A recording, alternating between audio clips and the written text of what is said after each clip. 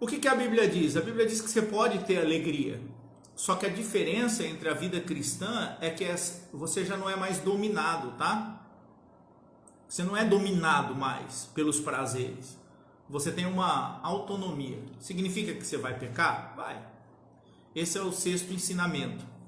Vida cristã é imunidade contra o pecado? Esse olhar de Deus me traz uma imunidade contra o pecado? Não. Eu não sou imune ao pecado porque Deus olha para mim. Porque eu tenho essa natureza caída. O que acontece com a vida cristã? Você vai reduzir a expressão de pecado. Você vai parar de mentir. Você não vai parar de mentir, tá? Você vai mentir muito menos, quase zero. Mas mais cedo ou mais tarde você vai deslizar. O que a vida cristã te faz? Faz reduzir as expressões de pecado. E quando você falha, você tem vergonha. Então a vida cristã é imunidade contra o pecado? Não. Imunidade contra o pecado é o arrebatamento. Por isso que o arrebatamento não pode ser tirado como foco de ensinamentos bíblicos dentro de igreja e vida cristã.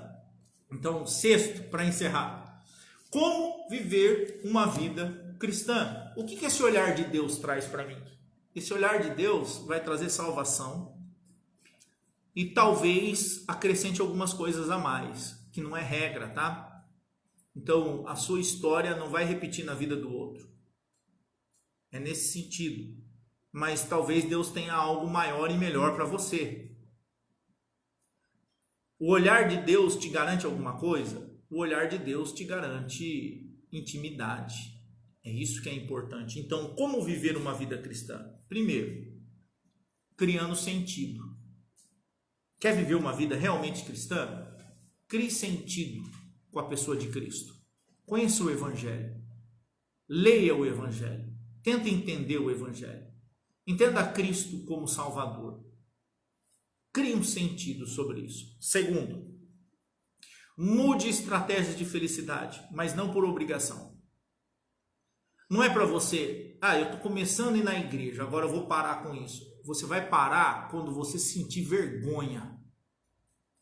Não é porque você está indo na igreja, é porque isso já não faz mais sentido para você. Então esse negócio que você veio para a igreja e eu ficar lá na igreja falando, não, você é um pecador, vai para o inferno, está errado. Igreja é lugar de crescimento, esclarecimento, anúncio da verdade.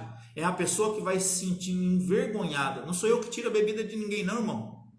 Não sou eu que tiro nada de ninguém, pelo contrário. Eu ensino. Se a pessoa quer usar, é a vida dela. O importante é que ela entenda que o Espírito Santo vai trazer sobre ela um esclarecimento. E que ela tem que parar quando? Quando ela se sentir envergonhada. Quando ela dizer assim, não faz mais sentido para mim isso. Isso para mim já não é mais, não faz sentido. Então, deixa o Espírito Santo trabalhar na sua vida ao ponto das coisas perderem o sentido. Tá? Algumas coisas precisam ser cortadas imediatamente, tá? Não vai usar a minha palavra para falar, bom, o pastor disse lá, então eu tenho 5 mulheres, pastor, 5, fora a minha esposa. O senhor disse que tem que perder sentido, eu vou ficar com as 5. Aí não dá, né? Não pega a minha palavra para generalizar para o erro. Eu estou dizendo de alguns costumes, hábitos pessoais mais corriqueiros. Tem coisa que você tem que arrancar imediato. Não tem nem conversa. Você ouve a Bíblia, você lê a Bíblia, entende? Você tem que arrancar imediato. Terceiro, como viver uma vida cristã? Primeiro, criando sentido. Segundo, mudando estratégias de felicidade. Terceiro, estando em uma igreja cristã. Isso é importante. É por isso que a gente bate na tecla sobre a existência da comunidade cristã para você atrás. Por quê?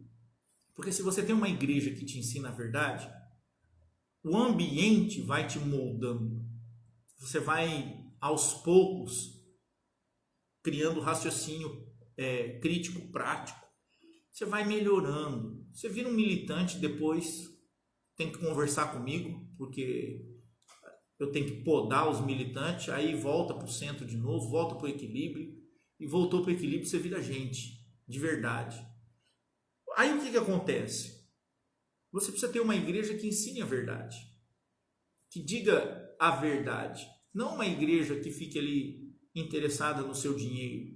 Não uma igreja que crie estratégia para você continuar a vida que leva, continua vivendo a vida que leva e vem para cá cultuar. Isso não é vida cristã, isso está muito longe da Bíblia. Então, que olhar que é esse que é atraído por Deus? Por que Deus ele olha para o homem? Deus olha para o homem por causa disso. Porque o homem vai se tornar um verdadeiro adorador quando ele começa a entender que essa vida você pode ter coisas, mas as coisas não podem ter você. Nessa vida você pode ter um bom emprego, mas esse emprego não pode ter você. Nessa vida você pode ter um bom carro, mas um bom carro não pode ter você. Nessa vida você pode ter um diploma, um baita de um diploma, mas o diploma não pode ter você. Você pode ter um concurso, você pode ter um cargo público, mas esse cargo não pode ter você. É nesse sentido que o olhar de Deus afeta o homem.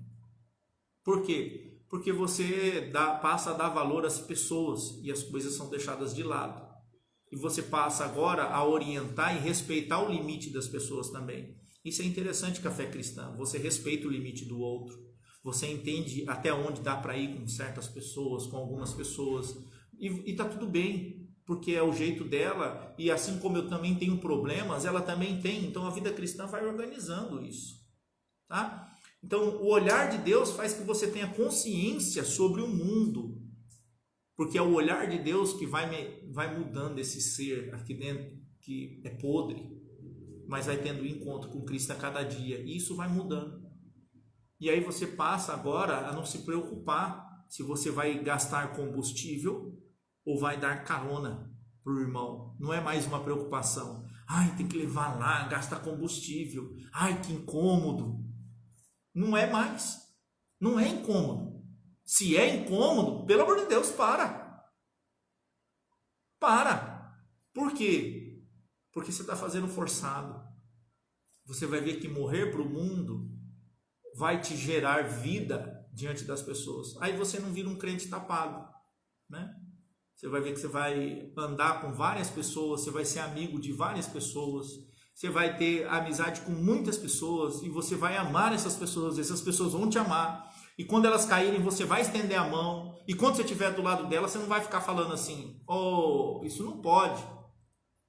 Pelo amor de Deus. Nós não estamos aqui para julgar pessoas ou apontar erros. A gente está aqui para ser luz. E como é que eu brilho? Sendo cristão. Só de ser cristão você já brilha. Sem questionar, sem apontar, tá? Sem cobrar. Seja luz. E você vai ver que você vai brilhar em muita escuridão por aí. Deus te abençoe.